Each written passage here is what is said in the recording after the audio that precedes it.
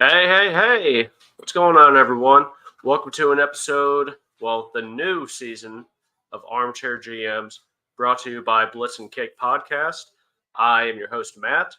My partner in crime, Jay, could not make it tonight. He is experiencing some technical difficulties, but that means we can't, I mean, that doesn't mean we can't have fun here tonight.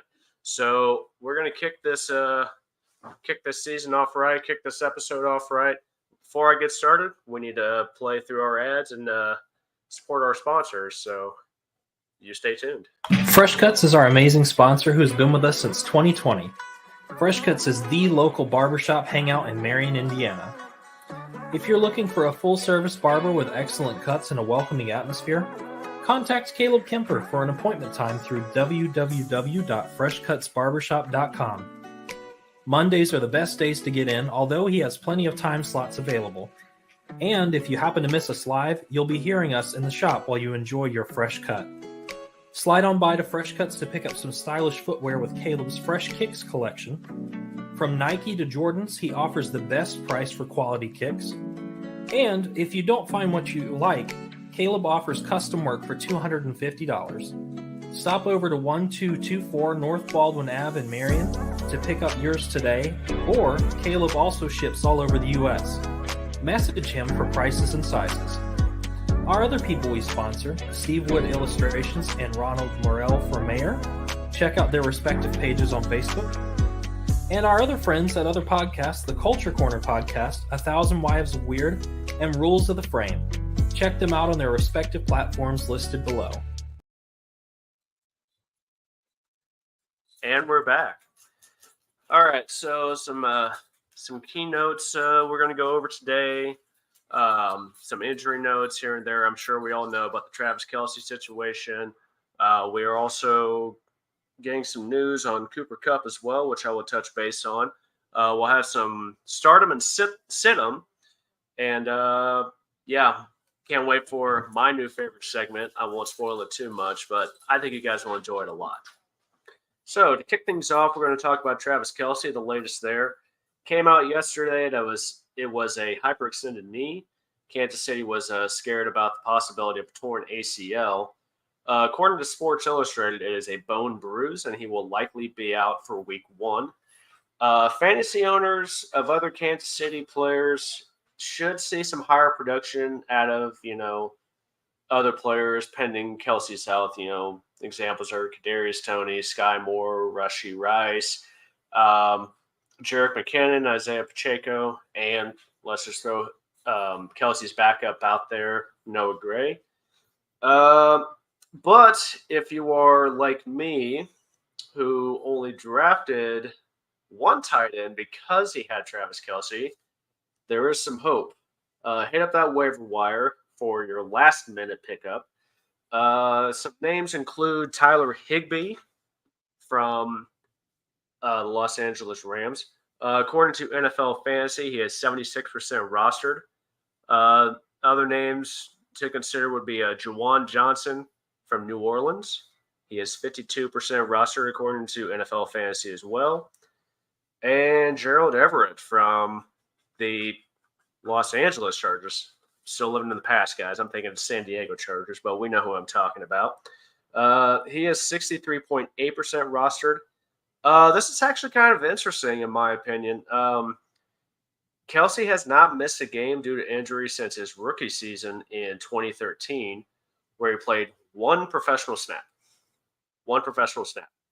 And then I believe it was a torn ACL, if memory serves right. It did force him to miss the remainder of his rookie season. No matter how you look at it, it's going to be a tough blow for Kansas City, whether whether he's out 1 week, 2 weeks, so on and so forth. But let's not hit the panic button yet. It is Kansas City. Still have Patrick Mahomes. Some sort of magic is going to happen for them. And then moving right along, we're going to talk about Cooper Kupp. Cooper Kupp is ruled out for week 1 with a hamstring injury. He suffered a setback with his recent hamstring injury and was considered day-to-day entering, this month, September.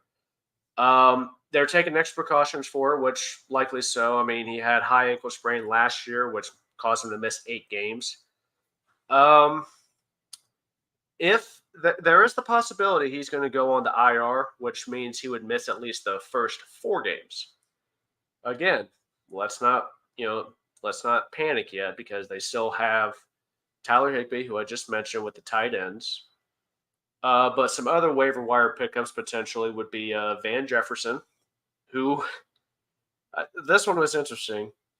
He's essentially Cooper Kupp's backup, but he's only 2.4% rostered through NFL Fantasy. Some other names to consider would be Elijah Moore, who is 76% rostered through Yahoo Fantasy. And another person potentially is Sky Moore, who is rostered in 73% of the leagues in Yahoo Fantasy. Let's see. Some other interesting news today. Josh Dobbs, week 1 starter for the Cardinals. Yeah, they are going all in on tanking this season, in my opinion. But the Cardinals do have James Conner, which I do believe he is probably going to carry that offense as much as possible because who knows if Kyler Murray's going to come back. He's probably still resting from torn ACL last year. Who knows what's going to happen with him? However, if you are a fantasy owner of James Conner, I think it'll bode well for you, especially in week 1, going up against Washington this week. Yahoo Fantasy has him projected for just shy of 13 points for this week. I think it's going to be higher because over the last 2 seasons, Conner has rushed for 22 scores. And Washington, they only gave up 10. So it'll be an interesting matchup between running back and defense. My money's on Conner, though. I think he's going to go over that 13 projected point mark. So we will see. Oh, before I even forgot, it's NFL season eve. It's a lot like Christmas Eve, but you're not worried about going bankrupt. So unless you are, then well, I guess there's alcohol for that. Who knows? I mean, there's alcohol that'll help with everything, and hopefully it'll help with tomorrow if you are a Lions fan and you lose, or if you're a Chiefs fan and you lose. So it'll be interesting. Now, some things I want to touch on. So there's a lot of interesting things that could happen with fantasy football in a given year. And every year, there's always those players that tend to exceed expectations. So I'm going to touch on that a little bit. We have Justin Fields and the Bears. They have the 6th easiest schedule in 2023. Pair that with the additions to the Bears offense, not to mention this is a make-or-break year for Justin. He should be poised to have a pretty good year. He finished last year with 306.98 points, according to Yahoo, and is projected to finish 2023 out with 343.31 points. He's got the tools to do it. And I think if you pick up Justin Fields, got my Justins mixed up. Picking up Justin Fields this year, I think you're going to be a safe bet. Time will tell because, I mean, obviously with Bears players, they tend to show up or they don't. Me personally, I want to see him show up. I want to see some things shake up in the NFC North. We'll see. Bijan Robinson, I expect him to exceed expectations as well. My opinion, I think they're putting a little too much pressure on the rookie coming out. I think he's expected to kind of carry that offense. I think he can. The Texas product, I mean, he was solid in Texas. He's projected to have 254.8 points according to ESPN Fantasy, which is about 40 points more than the other rookie running back that was taken in the first round this past draft, Jameer Gibbs, who is currently projected for 215.8 points. So it'll be interesting. I expect big things out of Bijan Robinson, just because we don't know what Desmond Ridder is going to do. We don't know. I mean, Kyle Pitts hasn't really showed up that much yet. Hopefully, things will change to where we can see some highlights from Kyle Pitts, but time will tell this season. Let's see here. Another player I think that's going to have a big year, Deebo Samuel. He's usually a heavy hitter among wide receivers. Last year, a little bit different because of injuries. I expect to have a bigger year this year because the 49ers do have the fourth easiest schedule. Obviously, with most wide receivers, their production on the field is dictated on how the quarterback, plays. So Brock Purdy may do well, may not, but I think Deebo has shown time and time and again that he can produce without a strong quarterback or like really any sort of quarterback play, because you just give him the ball and he's going to get you some points. He's projected for 186.03 points according to Yahoo. I think he's going to overshoot that. Personally, I think he's going to be in that 210, 220 point range. Doesn't sound like a lot, but with wide receivers, I mean, especially one of his caliber, who, in my opinion, he's more running back than wide receiver. But I mean, you kind of have that in Christian McCaffrey as well, who's a great receiving running back. So we'll see. And then last but not least, for the exceeding expectations, we're going to go with Pat Freiermuth here. Has a chance to really excel at tight end this year for the Steelers. Pittsburgh, they have the seventh easiest schedule this year, and Pat has a way to get you sneaky points. I know in a couple leagues last year, he surprised me with some of his performances, and not saying I got the W, but I wasn't expecting that sort of production from him. Week one's going to be a little difficult for him because Pittsburgh is playing San Francisco, and it's no secret San Francisco has a very strong defense. But after that, I mean, I see him being a reliable target for Kenny Pickett,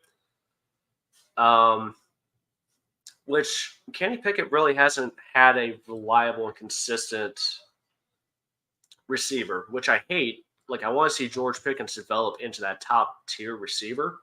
And I think he's got the tools. It's just hopefully he can develop those tools within year two. Speaking of strength of schedule, let's go ahead and touch on this a little bit. Atlanta is projected to have the easiest schedule for the 2023 season, with New Orleans being number 2 and Indy being number 3. Players that should take advantage of these schedules. For Atlanta, Desmond Ridder, Bijan Robinson, Drake London, Kyle Pitts. Come on, Kyle. Where are you at? Let's see that magic. They said you were a hybrid coming out of Florida. Let's see it. New Orleans.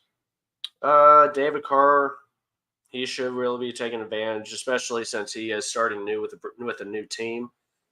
Jamal Williams, especially since he is RB1 for the first 4 weeks, because of Kamara's suspension. Chris Olave and Juwan Johnson. I look for those 4 to really step up and get a lot of points this year. There's really no reason why not. I mean, your schedule is pretty easy. With Indy, it's going to be interesting because, we don't know the running back situation entirely. I mean, we know that Jonathan Taylor is still on that roster for now. maybe they should have paid him, and then he would be starting week 1. But whatever.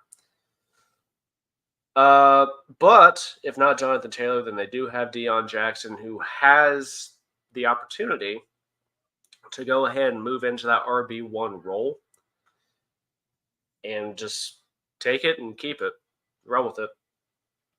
Michael Pittman, he should also take advantage of easy schedule as well, especially since you want to develop that camaraderie with Anthony Richardson. Now, the teams that are projected to have the hardest schedule are New England, Las Vegas, and Miami. Now, I'm not telling you which way to go with this. You guys, you do what you want.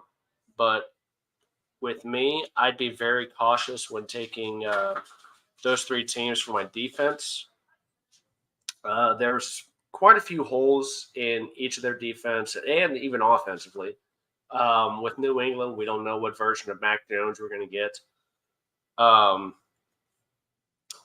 Miami, obviously, their cornerback position is a little shaky with Jalen Ramsey going out right now. And Las Vegas,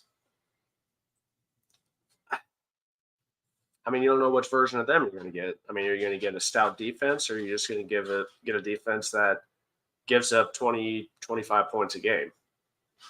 We shall see. I do have some notes from Jay. Let me go over these real quick. This is the stardom list. Sorry. For start them, Patrick Mahomes versus the Lions. It's no secret, even though Travis Kelce is going to be out potentially. Let's see. Patrick Mahomes had a passer rating of 136.9 with 1,542 yards and 18 touchdowns in 5 games in week 1 in his career starts. Josh Allen versus the Jets. He has over 2,000 yards passing and 8 touchdowns in 9 games against the Jets. And Kirk Cousins versus the Bucs in 8 week 1 games. He has 1,994 yards and 11 touchdowns. Not bad numbers. I believe in Captain Kirk here. Let's see. For running backs, he has Christian McCaffrey for stardom. Believe the hype, he says. I believe the hype. It's going to be hard for me to imagine Christian McCaffrey running all over Pittsburgh's defense. But I would still start him. It's hard not to. I mean, with Christian McCaffrey, you know he's going to get you points one way or another. Austin Eckler. Jay says he does not trust the Miami front to hold down a determined top running back, and I agree 100% with him. Austin Eckler has proven over the past few seasons that he should be in top, contention for one of the top running backs in the league, if not the top. It's hard not to deny, his grit and his determination. For tight ends, Kyle, being an Atlanta fan, he is all in on Kyle Pitts. He is believed to be the number 2 in Atlanta's offense, so we should see a healthy dose of targets on a weak secondary. I could see it. It's hard. Like I said, here's my thing about Kyle Pitts. And, it's sure I'm a Michigan fan, but Florida was my first team I followed with college football. And with Kyle Pitts, he was just there was so much talent there. So much talent. He was like a one-of-a-kind tight end going into the NFL. I thought he was going to do great things. And then it was just one of those, he gets there and falls flat on his face. Then think, okay, year 2, let's see if we can bounce back. Which, there were some glimpses there, sure. But he just didn't live up to the hype. So I am pulling for Kyle Pitts for year 3. It's hard for me personally to take him, but I want to see that greatness because it's there. He's just got to show it. But I digress. The second tight end for Stardom, Tyler Higbee versus Seattle. Seattle was in the bottom half of the league in covering tight ends, and Jay does not see that changing. Higbee was tight end number 6 last year. Consistency is the key in fantasy. Well said. Well said. I guess I'm just confused on why Higbee is only roster. What number did I say? Hold on. Let me say that again. Yeah, that's crazy that Higbee is only 76% roster when he was tied at number 6 last year. But, Los Angeles Rams, they are kind of in a little bit of a decline / rebuilding a little bit. So we'll see what happens. We are into my new favorite segment. So Jay and I, we message each other back and forth, thinking of what ways we could, add a little fun to Armchair GMs. So with this, I was just like, okay, how about this? Because Jay's in a lot of fantasy leagues, I'm in a lot of fantasy leagues. And you guys watch this show for a reason because, you love fantasy football as much as the rest of us. So this is the new segment. Each week we're highlighting some of the funnier names in fantasy football. Some may be witty, some may be a little lowbrow, some may be deemed appropriate, and some may even cross the line, which I'm all for. I mean, if in this day and age, if you don't have a sense of humor, then what do you have? Okay. So either way, I hope you guys enjoy them as much as I do. So the top 10 funniest names that I've heard this week for fantasy names, and this is in no particular order. Let's see. Going up Pitch Creek without a paddle. Here's a witty one. Finding Debo. Obviously, Finding Nemo, Finding Debo. Teenage Mutant Najee Turtles. Obviously, a little homage to Teenage Mutant Ninja Turtles. I love it. I love it, though. Catalina Wine Mixin. If you're a fan of Step Brothers, you can enjoy that one a lot. Okay, here's where we. Oh wait, hold on. Green Acres. That's clever. Cam Akers. Green Acres, the old TV show from back in the '60s. So here's where we get a little inappropriate, if you will. My ball is Zach Ertz. So Zach Ertz ball. Yeah, you guys get it. If you guys don't, then come on. 2 girlies, 1 cup.